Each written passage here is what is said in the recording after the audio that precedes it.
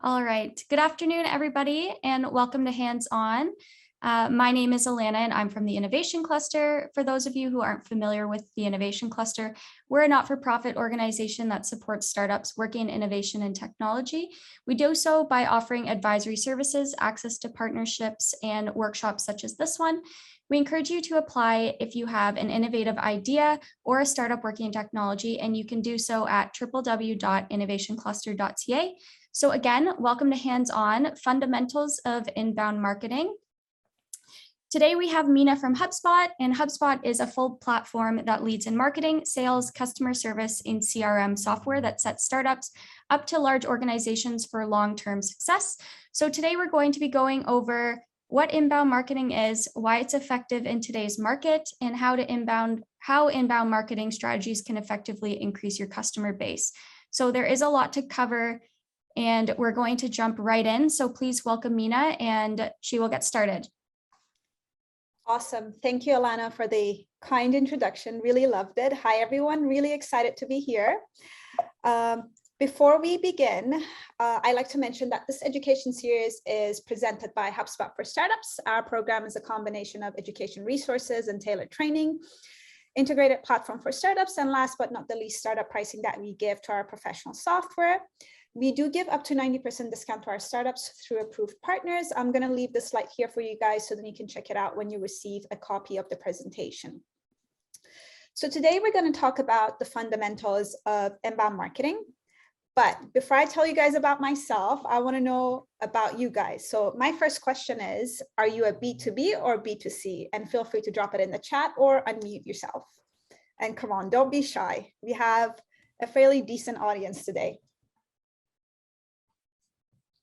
And B2B is business for business and B2C is business to consumer. B2C, and okay, both. All right, awesome. Anybody else would like to share?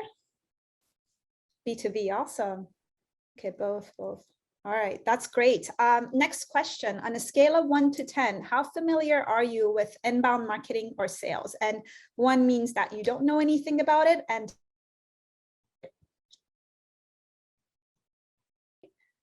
3, okay.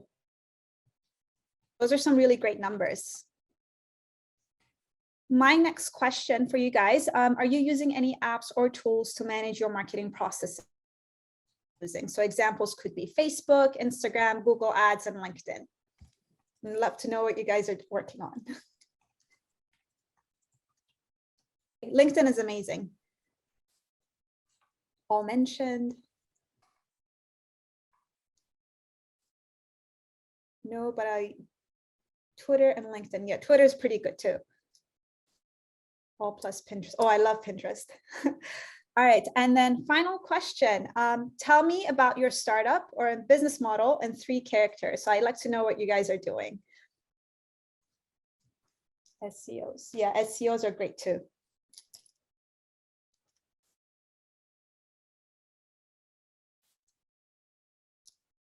Nobody wants to share about their business? All right, we'll give it, okay, IoT, awesome. Honestly, I've left this question fairly open-ended. However way you want to represent it or share it, that's completely okay with me. Nothing, I'm not looking for anything specific. Help me, yeah, help small businesses. Perfect. Social innovation, okay. All right, awesome. So as you guys may know, my name is Mina. I am part of HubSpot's partnerships team. I was essentially hired a few months ago to manage the Canadian portfolio and work with our partners locally. I am a U of T engineering graduate, and I used to work in fintech before joining HubSpot. For those of you who are in Canada, if you have ever been on PCF's website to check out their credit cards, for example, I actually delivered that. So today, like I mentioned, we're going to talk about inbound marketing principles. On the agenda, we're going to cover the old playbook, which is outbound marketing, the new playbook, inbound marketing. We're going to go over the fundamentals of buyer's journey, and finally, some strategies in place to leverage to close things. While I go through this, feel free to interrupt me to ask questions. I'm going to pause at the end of each section to give you guys a chance to speak, or drop it in the chat and we're going to cover them at the end. Please keep in mind my laptop is presentation mode, so I can't really see you guys. If I miss something, please don't shy away and bring it up. The old playbook. So let's start things with this picture. And this is a really great example to show how the internet looks today. You're competing against everybody. You could literally be competing against a tweet by the President of the United States, or maybe a cat video that's gone viral. It's pretty much wild, wild west out there. In today's world, buyers are in absolute control. Back then, local sellers had the upper hand and business owners could control the market. Nowadays, it's not really the case anymore. Buyers find the information before they ever engage with the business, their website, their materials, their employees, and all those fancy criteria. Buyers have gotten better interruptive marketing techniques like direct email marketing, ad blockers, and also buyers have really high expectations around the experience of buying. And it really wasn't like that up until probably a decade ago, but nowadays the customer experience. Who was an executive during the dot-com bubble said this interesting comment, and he basically with the old playbook is that it fights for people's attention by interrupting them. And honestly, we couldn't agree more with that. So let's skip to the new playbook for entrepreneurs and businesses. And it's a really, really good one to be aware of, especially if you're a startup. At Hubspot, as you guys may know, we are a unicorn startup. In the beginning, we actually struggled with customer retention big time. So revenue wasn't really high. We were having issues around. And it was just a very stressful, unhappy environment. And it was a huge pain point for everybody. Marketing team decided to conduct lots of studies around this. And our marketing team, they found a few interesting things. They learned that 91% of people unsubscribe from marketing emails. 20% direct mails are never opened and immediately thrown in the trash. 48% of people are listed on the do not call list. And so knowing this information, we decided that we wanted to use inbound marketing tactics in our advantage, so then we can kind of turn things around for ourselves, if you will. So what is inbound marketing and what is the difference with outbound marketing? Inbound marketing is essentially a business methodology that attracts customers by creating valuable content and experiences tailored to them. So while outbound marketing interrupts your audience with content they don't always want, inbound marketing forms connections, problems customers already have, and it essentially engages with an audience by connecting them with useful content through organic means. So for example, a skillfully crafted blog post about a blogger's favorite product will speak to the potential customer in a way that banner ad can't. So try to think of inbound marketing as a magnet and outbound marketing as a megaphone or a loudspeaker. One is trying to attract the right crowd, and then the other one is basically just preaching to anybody who's passing by. So essentially, inbound marketing is customer-centric and outbound marketing is marketer-centric. That's where the difference is. To give more context, outbound marketing is essentially things like banners, billboards, radio, and TV advertisements. And then inbound marketing is more like Seos, blogging, newsletters, which I'm going to get into shortly. Outbound is really only feasible for corporations with large budgets, to be perfectly honest. The marketing campaigns are generally targeted towards a mass audience. So companies like Coca-Cola, Pepsi, they can probably pull something like that off, but truthfully, most businesses can't. They're not in that position. So let's go back to marketing basics a little bit here. Traditional marketing is essentially described as a funnel. At the top of the funnel, which basically represents awareness and interest, we have website visitors and traffic. At the middle, we have potential leads or customers. This is about consideration and engagement. And then at the bottom, we have marketing qualified leads. This is about making a purchase and becoming loyal to the brand. This is very old school, but a lot of businesses still use this, and we all basic structure when we talk about marketing. There's also a linear view broken down into 4 key segments. So attract, convert, close, and delight. You can also see there are a collection of different activities to attract, retain customers. So we have blogs for strangers, surveys for existing customers, and so on. This is also another interesting view to have when you think about your marketing efforts. But we do things a little bit differently here. So at HubSpot, we took the initiative to modify the marketing funnel and change it to a flywheel. For us, inbound marketing is just one part of a larger movement in the business world. It's the foundation for the idea that it's not enough to just attract people to your website. You have to continue to help, support, and empower them well after they become a customer. And that's how your business grows, by keeping marketing services constantly focused on how to help your current and future customers. Other companies that I can think of that have like a similar type of flywheel are Starbucks, Hilton Hotels, Amazon, and Nordstrom. So how do you attract and target your customers to your website? First of all, you need to make sure that you are targeting the right people in the right place at the right time.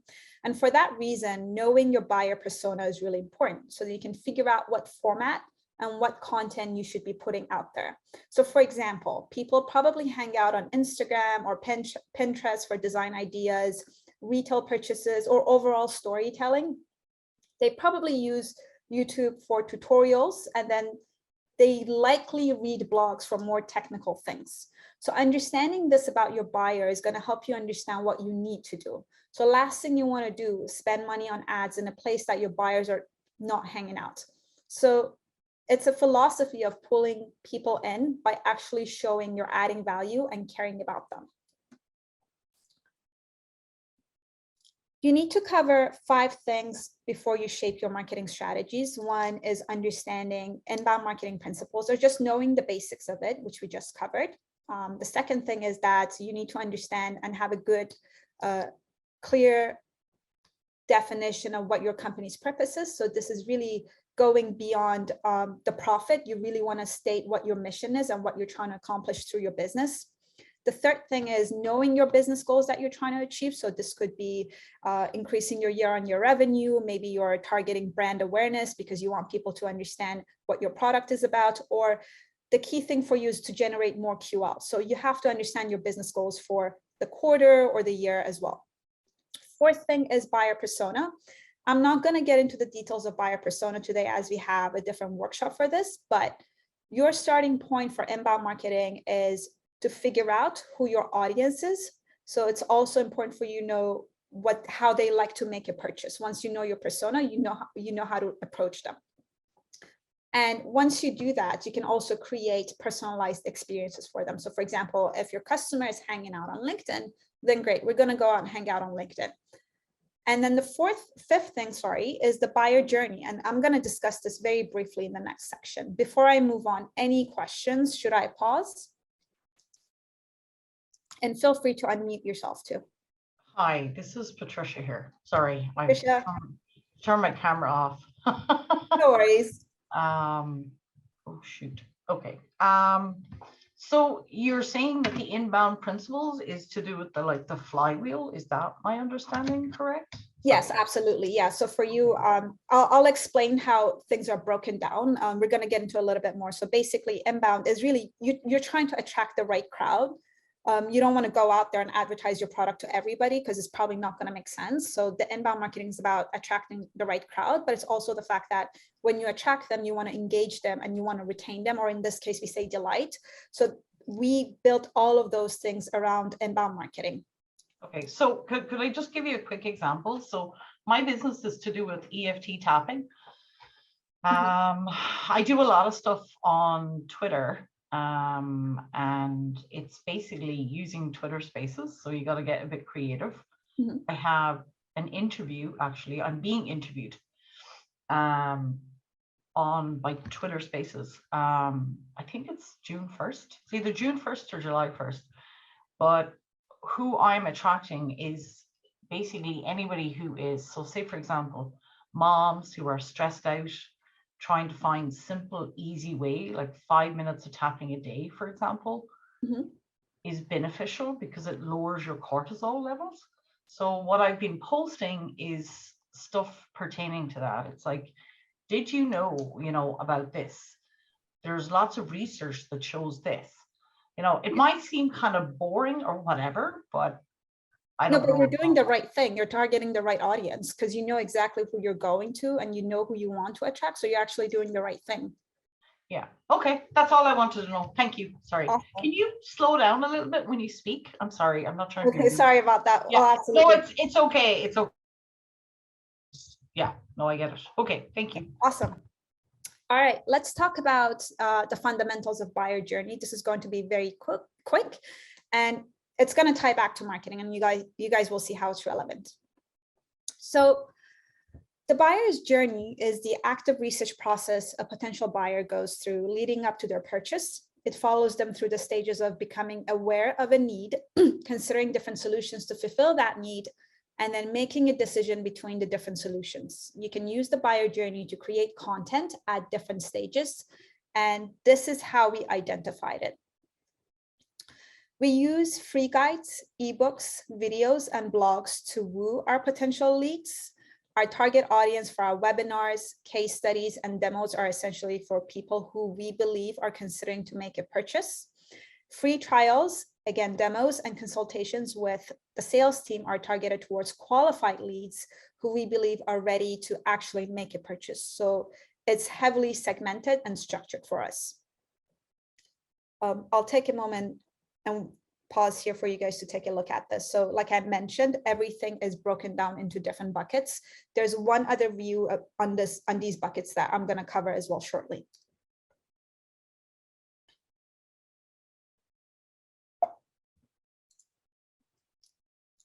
Moving on from that, this is our internal buyer's journey that we use for reference. And we believe every single point here is essentially a marketing opportunity for our company. We actually don't do any demos unless we know there's a high probability of purchase. And even for that is a marketing opportunity. We aim for one single brand customer experience, and we invest a lot of time and money in training and building a cohesive brand across all departments. So for us, everything should be tied back as a seamless, unified experience for our customer. So for your business, it's really important to map this out. Obviously, this is not going to, like, if you're not a SaaS company, if you're not B2B, this is probably not going to make sense for you. But once you figure this out, this is really going to help your marketing efforts. I'm going to leave this slide here for you guys. So then when you get a copy, I encourage you to consider your marketing tactics for each stage and then what you believe works for your business best. Happy to pause here and discuss things a little bit. Otherwise, I'm going to move on to the next section. Do you guys want me to go back to any of the slides? Sorry, can I just interrupt you for 1 second? Are we going to get a copy of these slides? Yes, I'll share it. Yeah. Okay, because it can be a lot to take in an hour. So yeah, okay. it's a lot of content. I recognize that. Yeah. Okay. Thank you. No worries. Awesome. So let's move on. So how does your startup gets found? This is where you can explore your strategies. So we're going to go back to this flywheel. We talked about attract, engage, and delight. But what does that really mean from a marketing perspective? So your marketing team, essentially, they're your loudest amplifier. So for attracting, this is really about the question that is being asked by a potential customer. This is your opportunity to demonstrate your knowledge. You could also make yourself available through meetings, calls, and chats if you have a sales team. For engage, this stage is the moment your potential customer is taking an action. So for example, reading your article, reaching out to your sales team. This provides the opportunity to start building a relationship. Your focus here is to build trust, answer questions, and provide solutions. And this is your chance for a one-on-one relationship.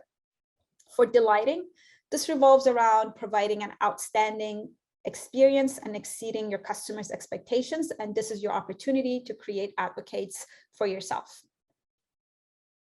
So my question for you guys is, where do you think you should focus your marketing efforts today?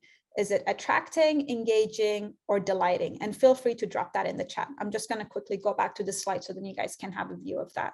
So do you think you should focus on attracting, engaging, or delighting? And if you like to unmute yourself, so you can absolutely do that too. Okay, attract, awesome. Attracting and then engaging, awesome. Attracting. Okay, perfect. So if you're in the early stages for your business, like most of you mentioned, attracting and engaging customers are probably the main focus areas. Remember, you want to build a machine first, and I'm going to get to this shortly. Delighting or customer retention is something that's going to be later down the road for you guys, but once you're in the flow of the selling, but also something to keep in mind early on. So let's get into the plays. What can you do actually? For attracting, it's important to understand SEOs. We're going to touch on that very high level, blogging, social media, and video content. And then for engaging, we're going to cover email marketing, lead flows and automations, live chat. And here, the goal is to building a magnet machine. So it's really important to build these things from ground up. So let's start with SEOs. The goal with SEOs is essentially to make sure that you don't land on the second page of Google search results. That's really what we're trying to accomplish. So the main question is, what questions are your potential customers asking in order to stumble across your content? And I'm going to drop this question here in the chat too, just so you guys can have a think about it as well. So SEOs, there are two components to it. There is relevance and authority. And there are also two parts of SEOs. There's on-page SEO and there's off-page SEO. So on-page SEO refers to the factors that you can control on your own website. And then off-page SEOs refers to page ranking factors that occur off your website, which is backlinking or people referring to your content essentially. It includes promotion methods, and you really need to take into account the amount of exposure something gets on social media. I can reiterate this again, on-page SEOs and off-page SEOs. So on-page SEOs is everything you control. So in the back end, when you work on your CMS, when you put your content out there, this is what you can control. And that's what on-page SEO is. And then off-page SEO is essentially when somebody's actually sharing your content, either by sharing it through a link or maybe sharing it on social media, like a place like LinkedIn or Instagram and so on. This is a map of our SEOs internally. I want to talk about Google search a little bit. So in the past, we wanted Google, if we wanted Google to know something, or if we wanted to land on the top of the search results, we would rely on keywords. So the way it worked is that people would type in a simple words, right? So for example, red jacket. So if I typed in red jacket, Google would then scan and see every time red jacket was mentioned on the internet. And then it would then sort out the results based on who was important. So for example, if Amazon did a blog post about red jacket, then that would probably be the first result. That ended up changing. So today, Google has advanced so much that this format is no longer the case. It's about relevancy of search results, and it also gives everybody a fair chance. It's not just for the big guys anymore. So now it's basically about what is your intent when you searched for this keyword. So for example, going back to the red jacket example, if I search red jacket with fur, Google would understand I'm probably looking for a winter jacket. But if I Google red jacket Arsenal, Google would then bring search results for Arsenal soccer team. So essentially, Google is trying to understand the intention of what we're trying to do. It's far more advanced and sophisticated. So it's not just about your content with SEO, but it's also about making sure that your content is structured in a way that addresses the intention of your service or your product. And this will make sure that your business has a fair chance to be found through search engines. If you look at the center of the slide, we also have something called a core topic cluster. This is a broad overarching problem that you want to write about when you think about your SEOs. So for us, for example, the pillar content that we write about are sales and marketing. These are very broad topics, and we can probably write tons of subtopics about it. So pillar content is the core content, and it's what you want to be found for. In order to augment this problem, we want to write about valuable subtopics. So if you go on our blog, our content goes beyond sales and marketing. There are posts about career growth, finance, e-commerce, and the content is written in such a way that it ties back to our CRM. So Google isn't naturally connecting these topics to marketing right off the bat. We use hyperlinking or internal linking for our subtopics to our core pages. And this is because we want to lead our customers to a certain page, and we're giving ourselves an additional push with our SEOs. Yes, absolutely. Hyperlinking is really important for SEOs.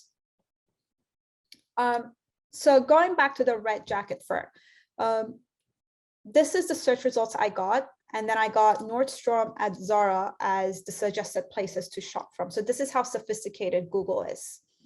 And this is a result for Red Jacket Arsenal. And this time the search results were different. And I got Sport Check as a suggested store to shop from. And that's because I'm locally in Ontario.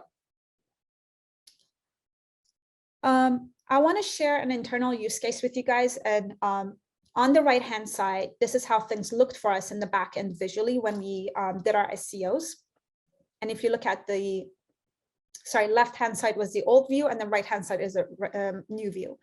So the content infrastructure back then, a few years ago, it used to be just like a whole bunch of content, and then every single one of them would just be living in HubSpot blog, and then they just kind of lead you to HubSpot.com. And this really wasn't working for us when the changes happened with Google search engine. And our content were essentially getting lost. We weren't really showing up, and it was an absolute problem. And we wanted to come back and rise to the top of the search engine. So what we did was that we went through our content, which was about 15,000 articles, and we ended up structuring them in a way that they get grouped together based on a topic. So like one cluster would be sales, and then one cluster would be marketing, and so on. It took us a lot of pain, and it took us months to go through it, but honestly, it was worth it because we went from 6 million to 10 million subscribers for our blog. And it organized things for us big time, and it really, really helped us with our SEO. So in our case, if you search for inbound marketing in Google, we actually come up on top above Salesforce. And Salesforce is our biggest competitor, and they're 10 times bigger than us. And we're actually showing up higher than them when we search for inbound marketing. So this really means a lot to us. Keep in mind, we care about our blogs a lot because 20% of our content, our top content, generates 80% of our leads. So keeping this organized is really, really important for us. A bit more specific example with SEO. So like I mentioned, we have a broad topic at the center. In this case, we have entrepreneurship as our broad topic for HubSpot for Startups program. That's our core content. And then we have another 5 to 6 subtopics that are essentially interconnected to entrepreneurship. So they are related to entrepreneurship, but none of them are cannibalizing each other. So they're like standalone articles that are related to this topic. And that's very important because you don't want your content to fight for attention when you search on Google. So a few examples would be equity financing. And then the other one is, small business ideas. So they're all related to entrepreneurship, but again, they're not really fighting with each other. Any questions on SEO so far? And I know I'm going really quick, but okay, how often are you testing your ranking on Google, and how do you choose the correct searches to optimize? Good question. To be honest with you, I'm not entirely sure about that, but I do know that 2018 that's where all the big changes happened with SEOs, and that's where I'm like really assessing it. I don't think there's a lot of activity coming up. The main thing is that for the team internally is to make sure that the blog content in the back end, the infrastructure is done correctly.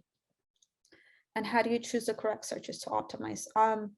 You're gonna have to figure that one out for yourself, because in the end, it really depends on your product. Choose the correct searches to optimize. That one is probably a bit more technical. Happy to chat about that with you at the end if you want. Anything else? Okay, Wix is showing up for inbound marketing, so they're beating us now. I know for a while it was HubSpot, so they're beating us. All right, let's move on. Let's switch gears a little bit. I want to talk about off-page SEOs now, and this is really about building quality content. This chart is basically how most companies do it.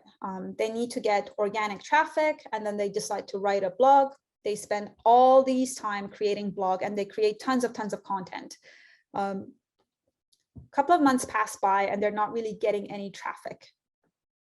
So they go back to it and they're like, okay, what do we do? So they essentially end up creating more content, thinking that's going to drive their traffic. But that's not really what they need to do. This is actually wrong. And it's really bad advice when they give to startups and telling them to create as much content as possible. That's not how SEOs work. What the reality is that as a new domain and a new company, you need to work on building your authority. So in this case, backlinks are your best friend. What you really need, honestly, you probably need maybe 3 to 5 really good quality blog posts that you know it's going to live there long term. And then what you want to do is to get people to share your content. So you want them to give you backlinks. Backlinks is essentially somebody else creating a blog post or something, and they link to your content. And think of backlinks as a vote. So every time somebody is giving you a hyperlink, or every time somebody is sharing your content, they're basically giving you a vote, and that basically increases your chances to show up higher on Google search results. And again, relevancy and authority are the main things here. So don't go after quality over quantity when it comes to SEOs.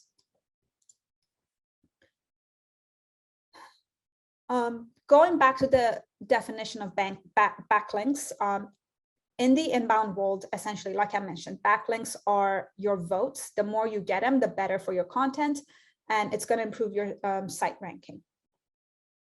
Anything else, anything on SEOs that you guys want to talk about?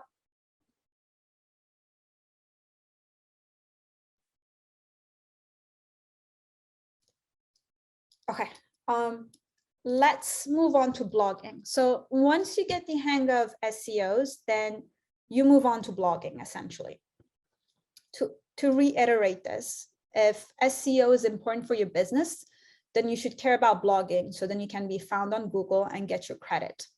Whether this is educational or an event, honestly, it doesn't matter. What you care about is that, again, you want to be on the top of search results. So a blog idea is if you're speaking with your prospects and the same questions come up over and over again, then that's probably a good indication that you should write about it, because the chances are that you know more about that than other people do. Remember, your website is your digital storefront, so you want to put your best face forward. So why blogging? I know a lot of people don't like it, and I know a lot of people comment on, well, yeah, blogging is dead, blah, blah, blah, but there are a few benefits to this. One, it's really cost effective. Two, it's going to help you close deals. Like I mentioned, we have a 20-80% rule. 20% of our top content generates 80% of our leads. So we firmly believe in it. We also know that nearly half of our buyers, they check about 3 to 5 pieces of our content before they actually come and engage with our sales team. And that's about half of our customers, actually. Third, it has long-term value. You don't really need a big monthly budget, and your blog can live on your website for a long time.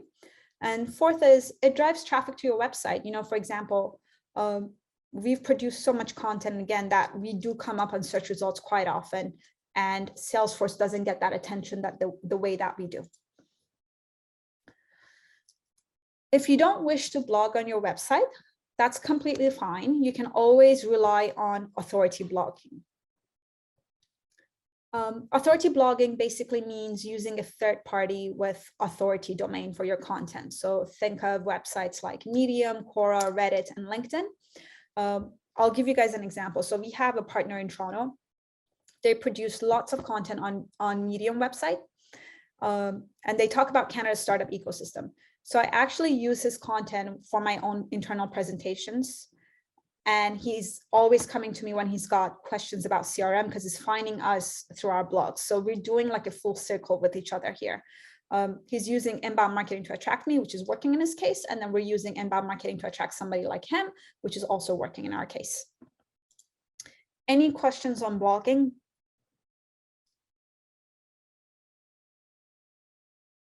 Yeah, sorry, this is Patricia here. Hi, Patricia. I seem to be the only one talking.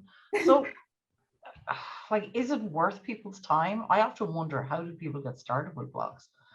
You know, but I guess it's just providing content, because Yeah, it's about providing content, but keep in mind, you want to make sure you provide valuable content. And yeah, if you have a startup business going on, you're probably an expert at it.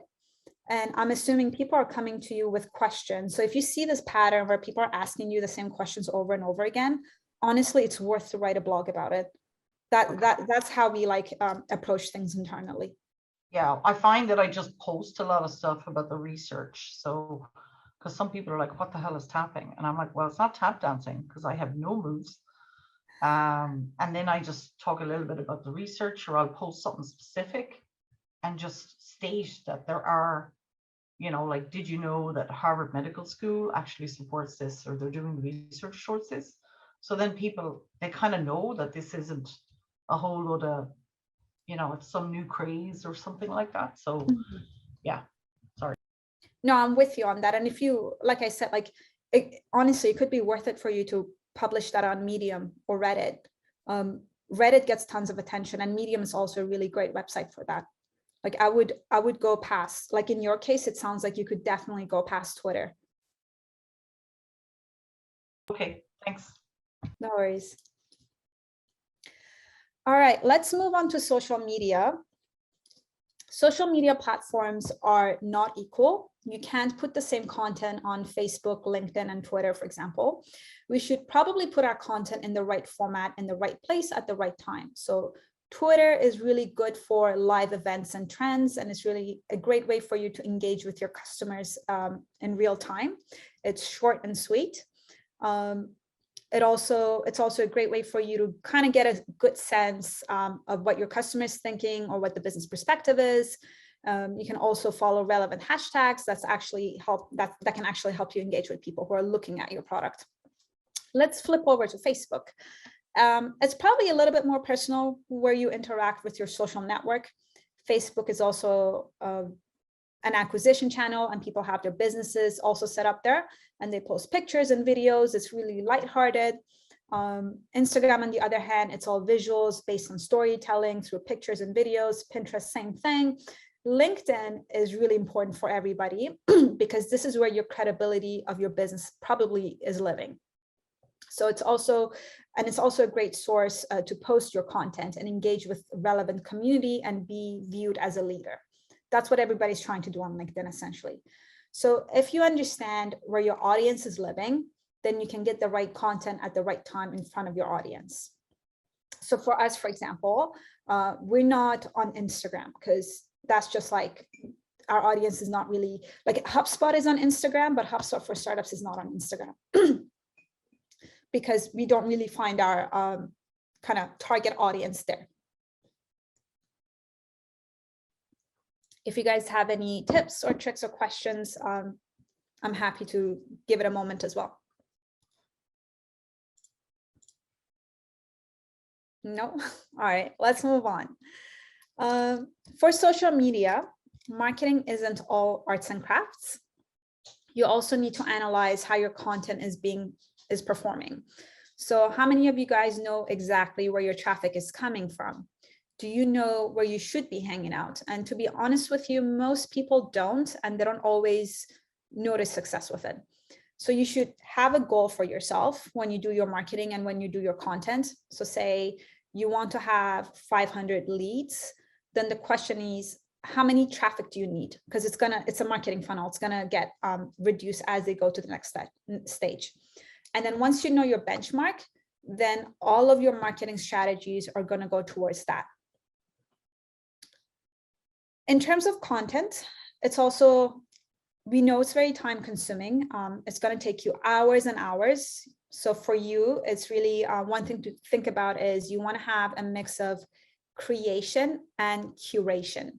You can always outsource to a platform like Fiverr if you have the budget for it, but you can also share things on your website that are relevant to your business. So like if there's a certain topic that you're interested in, like Patricia mentioned, she's giving shout outs to Harvard, you can absolutely do that. So it's curated. You don't always need to create content. the chances are, again, you don't have the time or you don't have the budget. So it's best for you to work with what you have. And you also don't want to overdo it too much with content.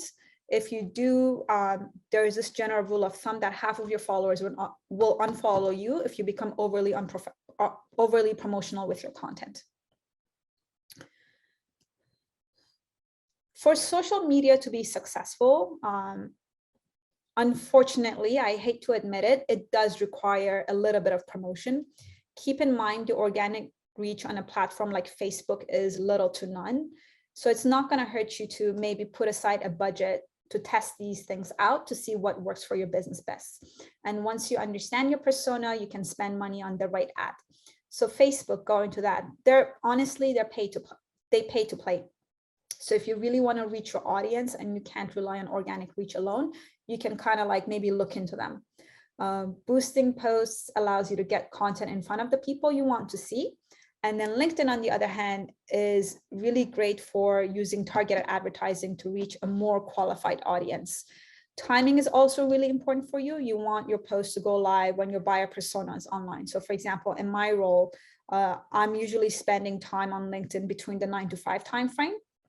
In my previous job, I wasn't really using LinkedIn that much. It was mostly after 5 p.m. So it's really important to keep these things in mind as well.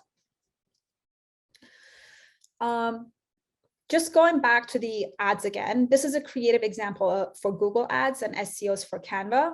If you Google Canva alternatives, you get there are no alternatives. This is really clever, and I think it's a little bit humorous as well. Canva, as you guys may know, they're really well known for their heavy focus on SEOs, backlinks, and ads, and they're really, really creative about it. I think if you Google this now, they're not first anymore, but for a while, this is how it used to look like. All right. Let's move on to creating video content. According to a recent HubSpot research report, 4 of the top 6 channels on which global consumers watch videos are actually social channels. So we realized that 54% of customers prefer video. And we believe in today's social media, videos are absolutely dominating when we compare them to other channels. One of the most effective ways to educate your audience while offering immediate value is to create tutorial videos. This is an example explaining buying or renting a property in Germany. I personally watch tons of videos like this on YouTube, so I'm definitely part of a trend. One thing you want to remember about YouTube, and this is really important, YouTube is actually the 2nd largest search engine in the world behind Google. And it's not a search engine. YouTube is meant to be something else. It's all about posting videos and sharing content there, but it's the 2nd largest search engine after Google. So this is how powerful they are today. There are many different types of marketing videos. Of course, you can do demos, you can do brand promotion, events, live videos, interviews, educational videos, animated stuff, case studies, personalized messages. Every single one of them is an opportunity for a marketing video. You just have to figure out which one is the right one for your business. That's really something important to think about. Any questions on videos before I move on to the next section?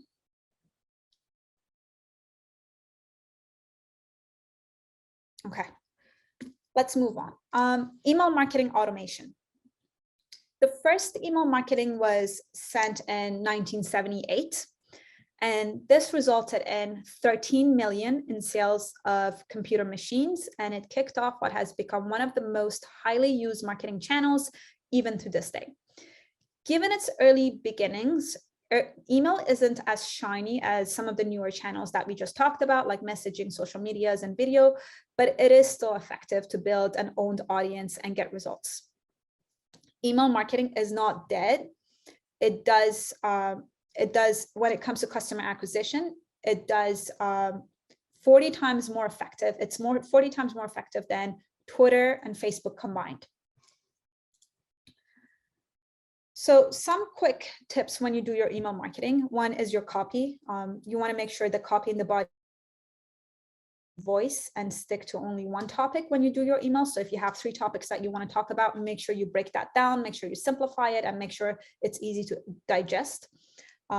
You should definitely, if you can, use images and make sure it's optimized on all devices and it's eye-catching and relevant. A lot of people are using their phone to check their emails, so keep that in mind. A CTA will be great. So your call to action should lead to a relevant offer if you choose to have one, and it should stand out from the rest of the email. Timing is also important. We did some study on this. We observed response rates for 20 million emails, and we figured out that Tuesday at 11 a.m. Eastern time, if you're in North America, is the best day and time to send your email. So again, Tuesday at 11 a.m. Eastern time is the best time. Responsiveness is also important. So 55% of emails are opened on mobile. Again, make sure you have your breakpoints, make sure it's friendly on mobile device as well as on web browsers. Personalization could also help you. So write every email like you're sending it to a friend. So be friendly, be nice, and make it sound like you're approachable. And then also have a really clear, actionable, and kind of like catchy subject line for your emails. And again, if you can't make it personalized, feel free to do it. You can definitely use workflows to automate the process. You can schedule, you can sequence them, you can automate them, you can do the personalization and automatically. I do it with my partners all the time.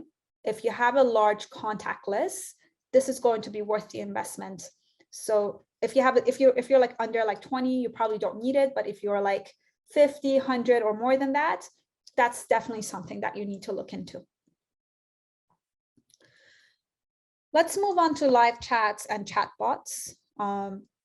It's all about having conversations. Establishing a meaningful connection with your site visitors in real time is also really important.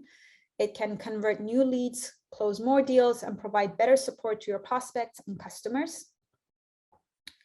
If you think live chat is just for customer service, you are missing out. Live chat marketing can also play a key role in the lead generation machine. A lot of companies are using live chat to implement engaging conversational marketing content on their website. A few examples I can think of off the top of my head are Petplan, Best Buy, Rogers, and live chats are really great both for B2B and B2C business models. So don't view it as a customer service tool. You can. Okay, I will answer that. Let me see what, okay, yeah, I can answer that for now. So sometimes email used for marketing is identified as spam. How can you prevent it? So we actually talk about that quite often. So what we do is when we send out these emails, we give our readers the option to opt out or unsubscribe from us because you want them to content. What happens is if you're landing on spam, it's because you probably send out emails to other people and then they labeled you as a spam, and then now you're getting into their spam inboxes. That's basically probably what happened, because typically you don't automatically land there. You probably went through that process. What you can do is to give them the option and let them subscribe, and then if they don't want to hear from you, let them unsubscribe. Like that's the way to do it. And then it's going to take you time, but you have to be patient with it, and you can get back into the inbox as well. It's a hard truth about it.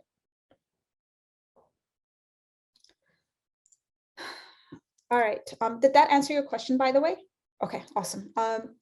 Let's talk about building a great lead magnet. So your lead magnet is exactly as it sounds, something that attracts prospects to your email list, usually in the form of a free offer. The offer can take a number of formats, should be valuable to your prospects, and it's given away for free. So when you go through inbound marketing, again, in order for you to make all of these effective, one key thing that you need is people's contact information, or really their email address. So then you can start prospecting them and sending out newsletters, share your blog posts with them and all those nice things. There's just one problem here. People have become hyper protective of their personal information. You can't really expect to receive an email address without exchanging something invaluable, something valuable with them. So think about lead magnet as something that's relevant, useful, and makes your prospects' lives a lot easier. Let's go back to this marketing funnel one more time. When we are attracting our potential customers, we want to make sure we are capturing their contact information, like I mentioned, so that we can build out some of these great leads in the future. We don't want these leads to go out the door and never to speak to us again. Not all prospects are converted the same way, and we need to identify the good leads and invest time in them. We also want to invest our time in leads we know are going to have a high probability of purchase, and we want to spend less time in people we know are not going to make a purchase. So for subscribers, we want to establish a connection, and ideally we want their contact information. For leads, we want to get data to further understand our prospects. So we're probably trying to figure out kind of like a few leading indicators here. So for example, what convinces them to stick around? We want more information here, like job title, location, company name, so then we can kind of do some analysis and see where our audience is coming from. And then for marketing qualified leads, we're looking for a signal that our prospect is ready to make a purchase. And this is where we start the sales conversation. So we don't really talk about the sales stuff at the top of the funnel. I really want to put things into perspective a little with the marketing funnel. Let's look at some metrics here. So 30% of visitors, they actually become subscribers to our blog content. 40% of subscribers will become leads. 45% of the leads will become marketing qualified leads. And then in the end, only 15% of marketing qualified leads make a purchase. And this means out of every 20,000 site visitors we have, we actually close only 162 deals. And that is why we're actively looking for contact information, and we care about attracting our prospect. Because really on paper, the numbers are a little bit against us. So my question for you guys, when you look at these numbers, is how do you know which marketing efforts are bringing in the best leads for you, and whether your sales team is effectively closing those deals?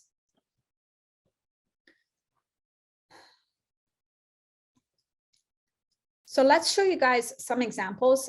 One way to get your prospects' contact information is to have a call to action, like a pop-up form with a clear CTA that says download now. I'm not the biggest fan of this approach, but I know some of my teammates love doing this. I personally tend to avoid it, but it's definitely one great way of doing it to collect contact information.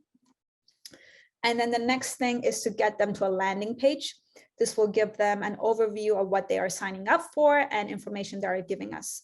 This is key for us because, again, we want their contact information, like I said. So a form is really useful, and then you can ask them additional questions for analysis purposes. Once we have this information, we can nurture them through our personalized marketing emails and newsletters and blog posts, like we mentioned. My partners receive emails from me, for example, all the time, and I know I get newsletters from them all the time, and I read through them, and I actually try to engage with them through these emails and newsletters.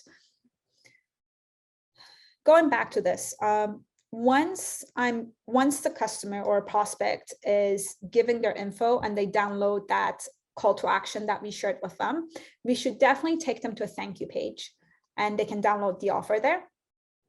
Since this piece of content is aimed at people at the lower of the funnel, so we're kind of thinking they probably have a higher chance of making a purchase since they're willing to share the contact info, we think it's a really great idea that to share something additional on top of it too. So for us, for example, we let them know we have free marketing, sales, or CRM software. So we have free resources and tools that they can use. It's really up to you to judge what kind of offer makes sense for you best on a thank you page like this, but it's a really great opportunity to show your lead another valuable piece of content. Finally, let's just assume that you got the contact information that you're looking for, and then now you have a lead. The next thing that you want to do is you want to make sure that you're nurturing your contacts. So we send them marketing campaigns, like I mentioned, we send them automated emails. Like I mentioned, we get tons of them. And keep in mind, try to make each newsletter stick with one topic or stick with one theme. And then you can turn that into a series of topics that are essentially timed out. And you also have to figure that out. So sometimes for some businesses, weekly makes sense. For some businesses, monthly makes sense. In my case, when I work with my partners, monthly is a little bit too much. So I try to do it every 6 weeks. So the timing thing is also something that you need to figure out for yourself, and you need to test it out a little bit. The goal here is to move your leads closer to the purchasing decision through the buyer journey that I showed earlier, where you can essentially offer them your solution. Retargeting is another great tactic to be aware of. A great example is vacation booking. The ad is in front of you for so long that the customer ultimately makes a purchase. Another example I can think of, I'm not sure if you guys have heard of Always Pan, but they've been probably retargeting me for years now, and I still refuse to make a purchase.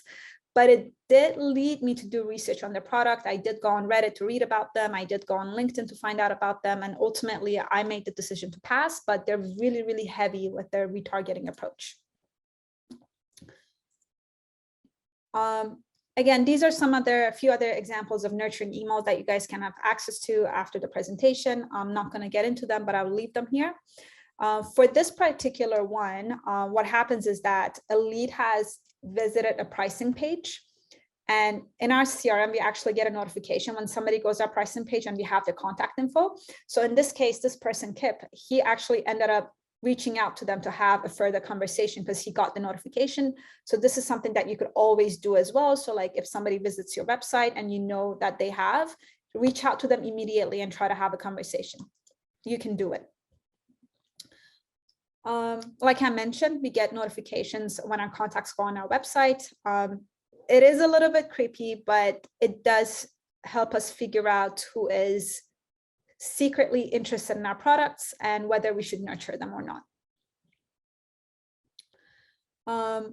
You can also share use cases on your products. So if you are B2C though, however, you could turn this into a testimonial page or feedback page. This is a really great way of doing it. Don't underestimate the power of this. Use cases are super useful. And you can also use a calculator. So President's Choice Financial had a great calculator for the credit card points. RBC, I believe they have a mortgage calculator where you can go and play around with it. Function of Beauty, if you guys have ever heard of their startups, they use a calculator for their products. And I think this is a really cool thing to kind of engage your audience. You can also create an ebook for download. I'm not, like I mentioned, the biggest fan of this, not my favorite, but it does work. But make sure you put meaningful content in your book. A lot of people just cheat this part and then they kind of like look for contact information and then they put like really meaningless content in their PDF. Don't do that. It's never a good look on your business. If you're going to take this approach, make sure you do this the right way and make sure you make this meaningful and valuable. Some key takeaways from this presentation. One, understand whom you're selling to or whom you're marketing to. Two, make sure you're getting your insights into what your ideal buyer journey looks like. Three, decide where you want to focus on, so which stage you should be on. So attract, engage, and delight. In your case, attract and engage are probably the main important parts. The fourth part is figure out which plays you would like to kick off. So do you want to focus on your SEOs? Do you want to focus on YouTube? Do you want to do blogging? That's also really important for you. And also your content, you should figure out which stage, again, you're focusing on. And the last part is add force, reduce friction, and automate your processes as much as I can, just so you can make your life easier. Thank you so much for listening to this presentation. I'm happy to stay a couple of minutes extra to answer any questions. But again, if you have any questions, feel free to unmute yourself.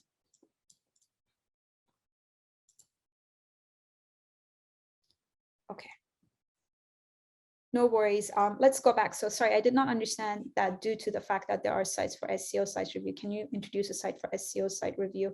Yeah, Puyan, why don't you email me, because I have a different presentation for this. And I'll show you what that one is. That's going to take me an hour to go over with it. So let me drop my email address for you, and then I'll show you how we do our SEOs. Okay, next question. I think customers should make sure they are in a safe environment when using the website. Therefore, special attention should be paid to cybersecurity. Am I right? Yes, absolutely. Yeah, cybersecurity is also really important when you collect their information. I didn't touch on that mainly because this was supposed to be on marketing, but you are 100% correct. Great present. Thank you. Thank you. Guys, come on, don't be shy. Happy to answer all questions. If you want to share your marketing efforts with me as well, I'm happy to stay and listen and kind of take a look at it too.